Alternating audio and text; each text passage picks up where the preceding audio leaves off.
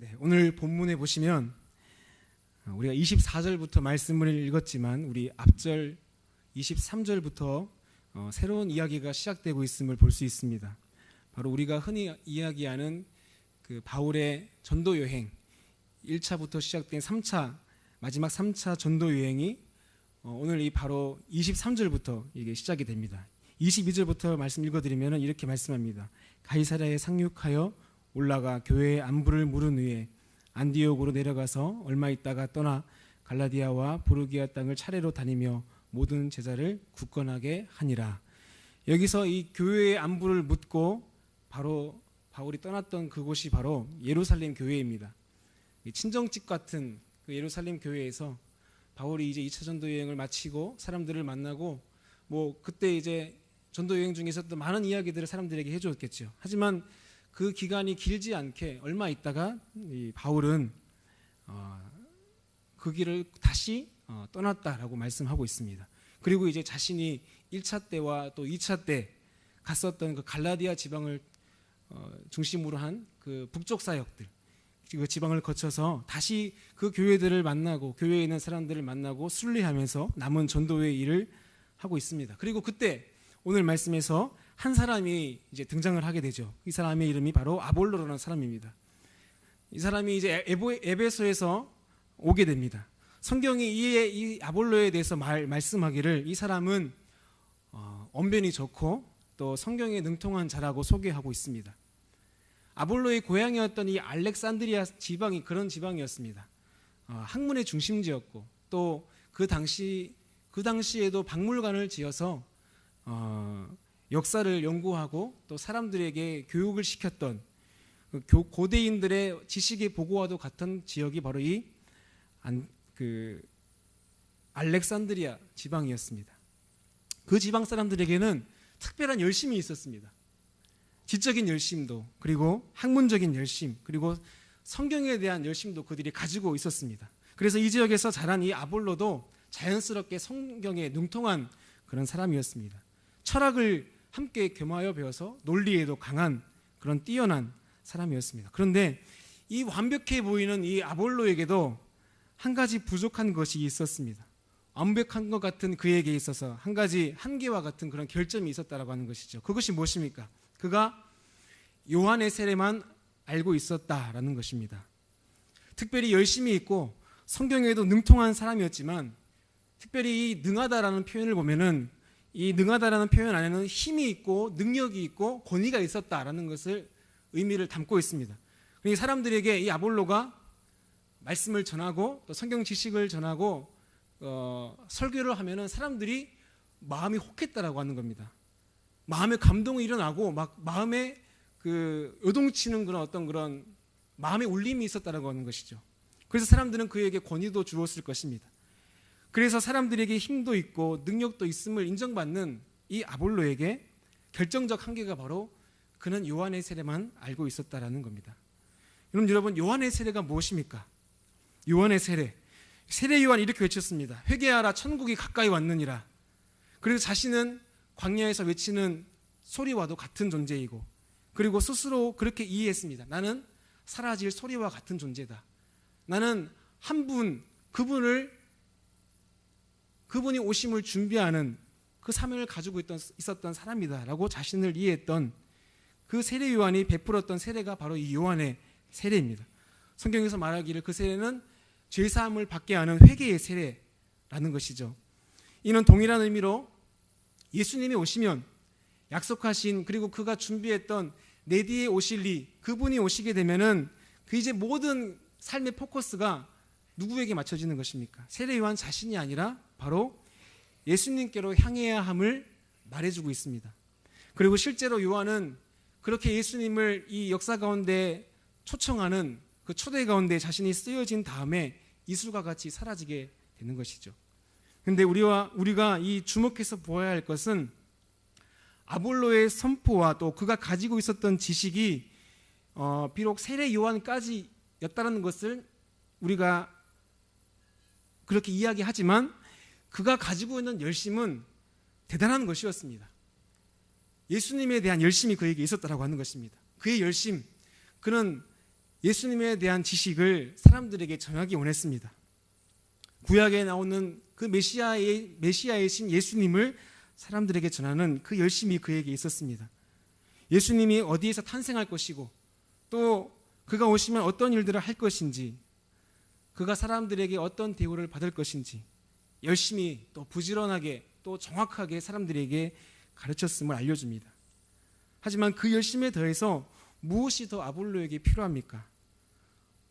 성경은 그가 가지고 있는 그 열심에 예수님에 대한 그 열심 그 위에 한 가지 더 필요한 것이 있는데 그것을 더하였더니 이 아볼로의 삶이 놀랍게 변화되었음을 오늘 우리에게 보여줍니다. 그 한 가지가 바로 하나님의 도입니다. 하나님의 도. 여러분 26절 말씀을 우리 한번 읽어보겠습니다. 26절입니다. 시작. 그가 회당에서 담대히 말하기 시작하거늘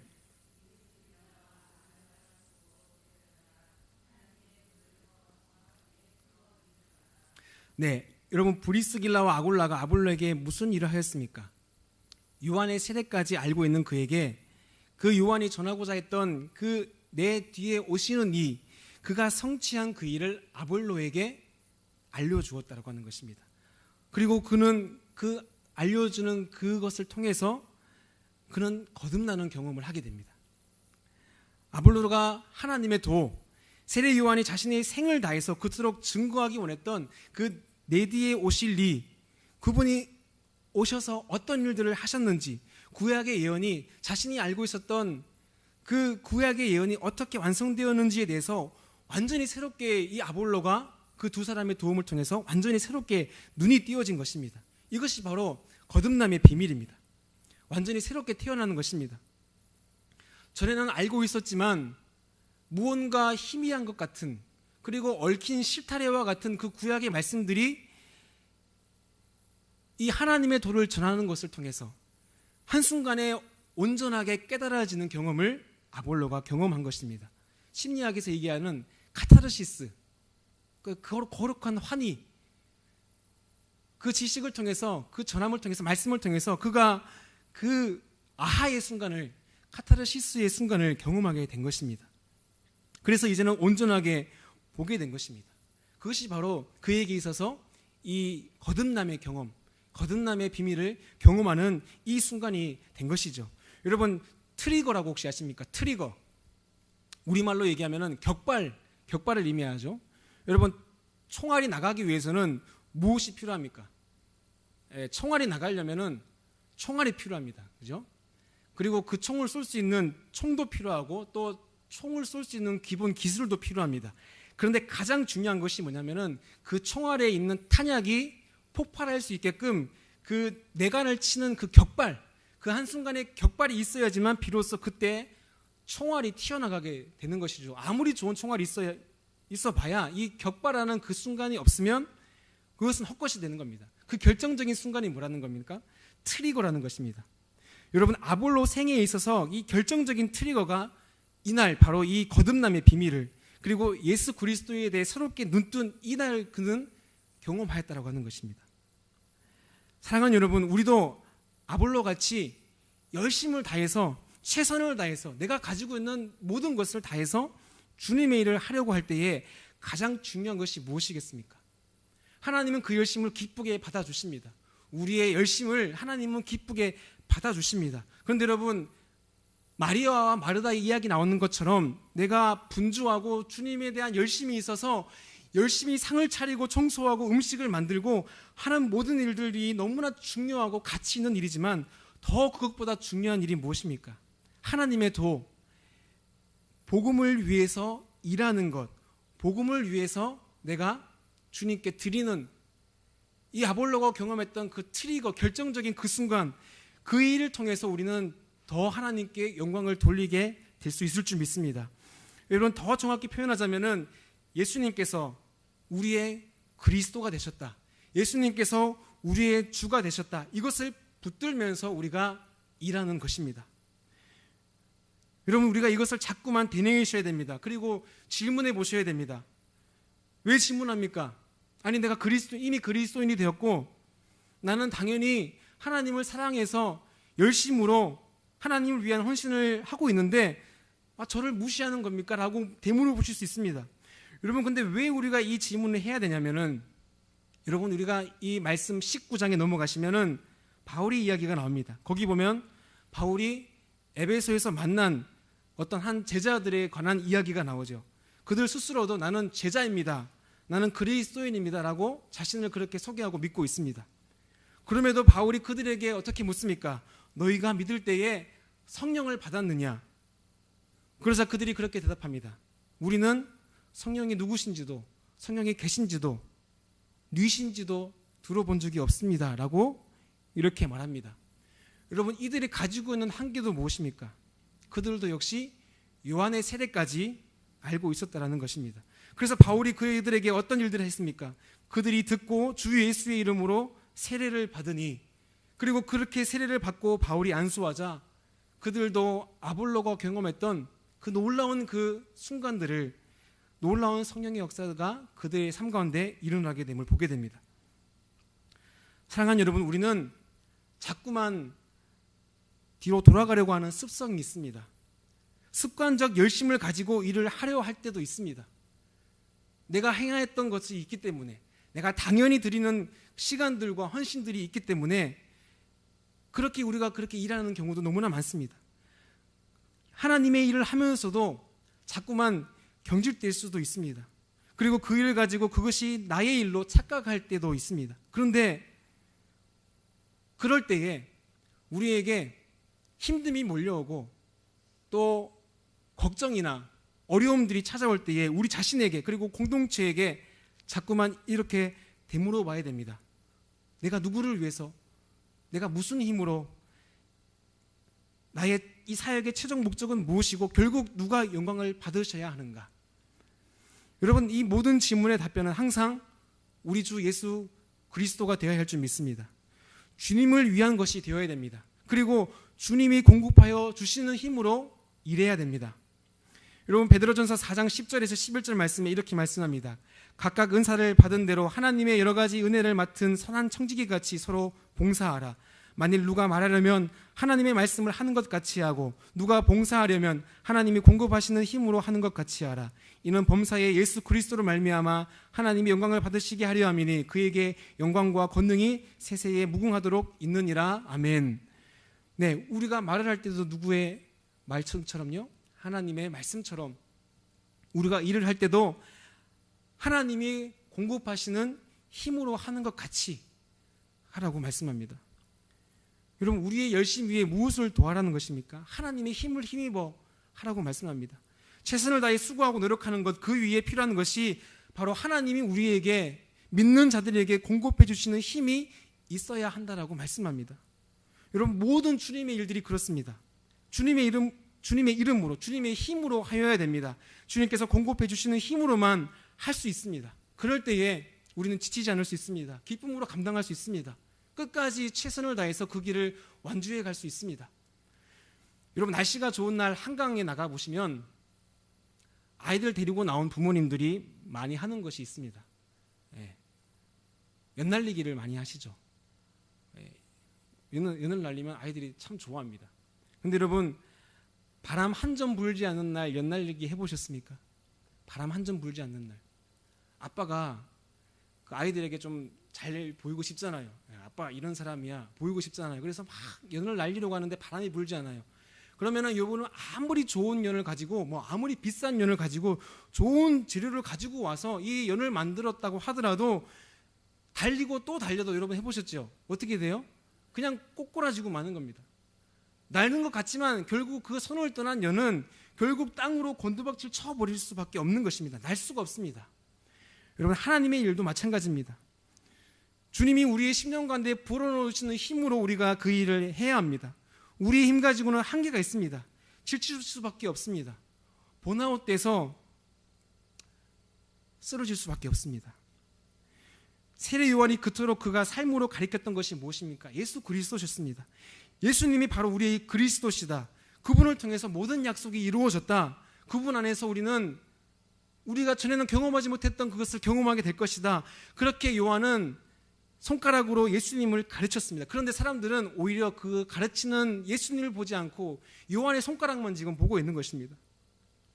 주님을 바라볼 때에 우리의 일들이 마치 바람을 타고 올라가는 연처럼 우리가 노력한 것보다 훨씬 더 쉽게, 우리가 수고한 것보다 훨씬 더 하나님은 근사한 것으로 우리를 통해 일하시는 하나님을 경험하게 될 줄 믿습니다. 여기 모인 우리도 이와 같이 주님께서 그렇게 공급하여 주시는 힘과 또 능력으로 하나님의 일 감당하시는 여러분 되기를 간절히 축복합니다. 여러분, 우리가 그렇게 주님의 일 감당하기 위해서 필요한 것이 세 가지가 있습니다. 첫 번째는 겸손한 마음입니다. 뭐라고요? 겸손한 마음입니다. 여러분 26절을 다시 한 번 더 읽겠습니다. 26절. 그가 회당에서 담대히 말하기 시작하거늘 브리스길라와 아굴라가 듣고 데려다가 하나님의 도를 더 정확하게 풀어 이르더라. 여러분, 브리스길라 아굴라는 겸손한 사람이었습니다. 바울과 같이 이 사도행전 18장 앞절 말씀 보시면 바울과 같이 천막 깁는 일을 하면서 그 이후의 시간에 열심으로 하나님의 복음을 증거하는 사람이었습니다. 그가 아볼로의 설교를 들었습니다. 그런데 그가 직감한 것이 있었죠. 그가 아직까지는 요한의 세례만 아는 데에 머물러 있게 된 것을 알게 됩니다. 그리고 나서 이들 부부가 한 것이 무엇입니까? 아볼로를 가만히 데려다가 그에게 일러주는 겁니다. 저는 여기에서 이 부부가 듣고 데려다가 알려주었다는 데에 너무 큰 은혜를 받았습니다. 왜인 줄 아십니까? 여러분, 사람들은 스스로 높아지기를 원합니다. 그래서 누군가를 가르치려 하거나 내가 너보다 우위에 있다는 것을 알려주기를 원합니다. 그 사람이 유명한 사람이거나 잘 나가는 사람이면 더더욱 그 일을 통해서 내가 저 사람보다는 낫겠지라고 하는 그런 상대적인 우월감을 가지려고, 그리고 그것을 자랑스러워하는 경향들이 있습니다. 그런데 이 부분은 뭐예요? 너무 정말 겸손한 것입니다. 그를 가만히 데리고 와서 인격적으로 그에게 알려주고 또한 그의 부족한 부분을 채워주었습니다. 근데 여러분, 더 놀라운 사실이 있습니다. 무엇인지 아십니까? 그렇게 브리스길라와 아굴라 부부가 그에게 이 하나님의 도를 전했을 때에 아볼로가 그 얘기를 들었다는 것입니다. 여러분, 아볼로는 지금 시대 같으면 뭐 대학의 교수 정도 됐겠죠. 너무나 지식이 많아서 아무것도 필요 없다라고 그렇게 할 수 있는 지위와 위치에 있었습니다. 근데 여러분, 아볼로가 그의 말을 듣는 것입니다. 그들의 말을 경청했습니다. 그가 정도 됐으면은 그가 가지고 있는 학식으로 그를 눌려버릴 수도 있었을 것입니다. 그렇죠? 그가 가지고 있는 방대한 지식으로 그의 화려한 언변으로 그를 제압할 수도 있었을 것입니다. 그런데 그렇게 하지 않았다는 것입니다. 그들의 말을 경청하고 그대로 믿었습니다. 그랬더니 그에게 어떤 일들이 벌어졌습니까? 거듭남의 비밀을, 그가 이전에까지 경험해보지 못하는 놀라운 은혜의 비밀을 경험하게 된 것입니다. 사랑하는 여러분, 우리도 주님 앞에서 겸손해야 됩니다. 주님 앞에 겸손한다는 것은 다른 사람들을 대할 때에도 우리의 삶에서 겸손함이 묻어나는 것을 의미합니다. 겸손은 겸손한 사람에게 은혜가 흘러갑니다. 겸손하면 흘러가게 되어 있습니다. 물이 높은 곳에서 낮은 곳으로 흘러가듯이 은혜도 겸손한 자리에 있는 낮은 곳으로 흐릅니다. 겸손한 사람은 받고 넘쳐 흐르게 되지만 교만한 사람은 스스로 높아져서 곧 이내 그 생명력이 말라버리고 마는 것입니다. 여러분, 27절 말씀 이렇게 말씀합니다. 아볼로가 아가야로 건너가고자 하므로 형제들이 그를 격려하며 제자들에게 편지를 써 영접하라 하였더니 그가 감에 은혜로 말미암아 믿는 자들에게 많은 유익을 주니. 여러분, 한 사람의 겸손을 통해서 하나님이 이처럼 많은 사람들에게 그가 은혜의 통로로 쓰임받는 그런 사람으로 하나님께서 그를 들어 사용하시는 것입니다. 겸손하면 여러분 은혜의 통로가 될 줄 믿습니다. 겸손하면 하나님이 그를 높여 사용해 줄 줄 믿습니다. 그리고 두 번째, 우리가 주님의 일을 감당하기 위해서는 서로 세워주는 것이 필요합니다. 여러분, 27절 말씀에 나오듯이 아볼로가 이제 아가야로 건너가서, 고린도로 건너가서 사람들에게 그 도를 전하기를 원했습니다. 여러분, 거듭남 사람의 특징이 이런 것이죠. 가서 전하고 싶은 마음이 있는 것입니다. 나 혼자서는 듣고 있을 수는 없는, 나 혼자만 알 수 없는 그런 벅찬 감동과 은혜가 있는 것이죠. 그래서 그는 가고자 합니다. 그럴 때에 필요한 것이 무엇입니까? 형제들이 그를 위해서 아가야에 있는 사람들에게 편지를 써주는 것입니다. 그래서 그가 가거든, 아볼로가 가거든 그를 맞아주어라.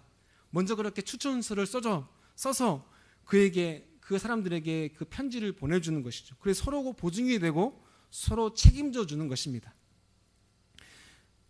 누가 일을 할 때에 나보다 더 일 잘하면 끌어내리고 잡아내리고 일 못하게 만드는 것이 아니라 더 잘하라고 세워주는 것입니다.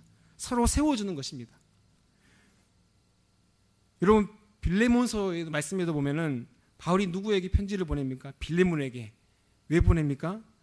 이 오네시모라고 하는 종이 이 빌레몬이라고 하는 주인의 등을 쳐먹고 나온 거예요. 상당한 경제적인 손해를 입히고 도망쳐 나오는 것입니다. 그런데 이 오네시모가 그렇게 등쳐먹고 나와서 바울을 만나서 변화가 된 거예요. 하나님의 사랑으로 새 사람에 대해서 거듭났다는 것을 빌레몬이 알 리가 없습니다. 그래서 바울이 빌레몬에게 편지를 씁니다. 내가 이 사람은 정말 보증하는 사람이다. 행여 그가 당신에게 해를 입혔을지언정 지금은 아니다. 지금은 완전히 거듭나 새 사람이 되었으니 나를 좀 봐줘서 이 사람을 좀 영접해주고 맞아주어라 라고 이야기합니다. 그의 보증이 되어주시는 것이요, 세워주는 것입니다. 그가 불의를 저지른 것이나 빚진 것은 내가 다 해결해 주겠다라고 이 오네시모를 세워줍니다. 그러면서 중요한 한마디를 이렇게 얘기합니다. 내가 그것을 갚으려니와 내가 이외에 내 자신이 내게 빚진 것을 내가 말하지 아니하노라. 무슨 말이냐면은 당신도 나에게 빚진 것이 있냐라는 것이죠. 당신 나에게 빚진 것 있지 않냐? 빌레몬, 당신이 나에게 빚진 것 있어도 나는 당신에게 빚 갚으라고 한 번도 얘기하지 한 적이 없다. 그런 것처럼 당신도 당신에게 빚이 있는 이 오네시모를 용서해 주어라 라고 이렇게 이야기하는 것입니다. 서로가 서로를 세워주고 그에게 보증이 될 수 있었던 것은 다른 것이 아닙니다. 우리도 주님께 빚졌기 때문입니다. 하지만 주님은 우리에게 빚을 갚으라고 묻지 않으십니다. 절대로 우리의 과오를 들추어내거나 네가 이렇게 했으니까 나에게 이렇게 해야 되지 않니라고 우리에게 말씀해 주시지 않으십니다. 그저 덮어주십니다. 왜요? 너희도 그렇게 하라고. 너희도 서로 덮어주라고. 서로 세워주고 용납해주고 용서해주고 내가 너희에게 행한 것처럼 너희도 그렇게 서로 세워주고 사랑하라라고 그렇게 우리에게 용서를 베풀어 주시는 것입니다. 여러분, 서로 세워주시길 바랍니다. 서로 용납해주시고 서로 이해해주시고 서로 보증이 되어주시는 그런 우리들의 관계가 되길 소망합니다. 마지막 세 번째, 우리에게 필요한 것은 성령님의 도우심입니다. 19장 2절 말씀에 너희가 믿을 때에 성령을 받았느냐, 그리고 6절 말씀에 바울이 그들에게 안수함에 성령이 그들에게 임하심으로 방언도 하고 예언도 하니 모두 12사람쯤 되니라. 여러분, 처음 만난 제자들에게 바울이 물었습니다. 너희가 믿을 때에 성령을 받았느냐? 여러분, 바울의 질문이 좀 무례해 보이지 않으십니까? 누군가 우리에게 이렇게 질문해 본다면 여러분 기분 어떠시겠습니까? 당신은 성령을 받으셨습니까? 여러분, 겉으로 표현하지 않더라도 우리 속 마음에서 이런 음성이 들리지 않을까요? 아니, 이 사람이 나를 뭘로 보고, 내가 이래봬도 수십 년 전에 예수를 믿었어. 내가 봉사를 얼마나 했는지 알아? 라는 마음이 우리의 마음에 들 것입니다. 근데 바울은 그렇게 왜 물어봤을까요? 왜 이 제자들을 그렇게 물어봤을까요? 그 이유는 분명합니다. 이 제자들의 삶에서 성령님이 내주하시는 삶의 모습이 전혀 보이지 않았기 때문입니다. 바울은 성령의 사람이었기 때문에 직감적으로 그것을 캐치할 수 있었습니다. 그리스도인이라면 당연히 드러나야 될 삶의 열매들이 그들에게서 보이지 않았다라고 하는 것입니다. 성령님이 내주하시면 절대로 그렇게 살 수 없는 그 모습들이 그에게 있었다라고 하는 것입니다. 여러분, 이 본문을 가지고 은사주의자들은 이런 말을 합니다. 당신이 세례를 받았으면 그 다음 단계로 성령 세례도 받아야 된다. 믿고 회개했으면 다음 단계로 나가야 된다라고 이야기합니다. 그러면서 당신은 방언도 못하고 예언의 은사도 없으니 당신은 성령 세례가 필요한 사람이다라고 이야기하는 그 사람을 여러분 다시 한 번 더 돌아보셔야 됩니다.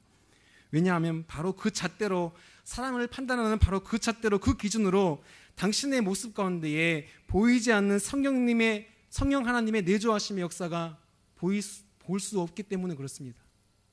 성령님의 사람이라면 사람을 판단하지 않습니다. 믿는 것과 성령님의 내주하심은 동시에 일어납니다. 우리가 믿음을 가지는 것, 예수 그리스도를 우리 주로 고백하는 것은 바로 성령 하나님의 일입니다. 그래서 예수 그리스도를 영접해서 세례받는 그 일도 성령 하나님의 역사하심 아래서 일어나는 것입니다. 초대교회 시대로부터 사도들은 이 신앙과 성령의 역사를 별개로 가르친 적이 없었습니다. 우리 장로교 전통도 마찬가지입니다.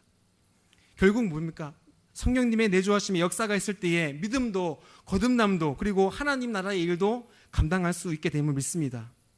그럴 때에 여러분 에베소에서 정말 두 번째 제2의 이 오순절 성령 강림 사건 같은 그런 화려한 어떤 그런 기름 부으심의 일이 우리에게 일어나지 않는다 할지라도 우리 하루하루의 삶 가운데에 그분과 동행하는 나의 삶 가운데에 하나님이 놀랍게 성령님께서 우리의 삶 가운데 임하여 주셔서 우리와 함께 동행하시고 그의 힘으로 일하는 그 놀라운 역사들을 우리 삶 가운데 이루어 가시게 될 줄 믿습니다.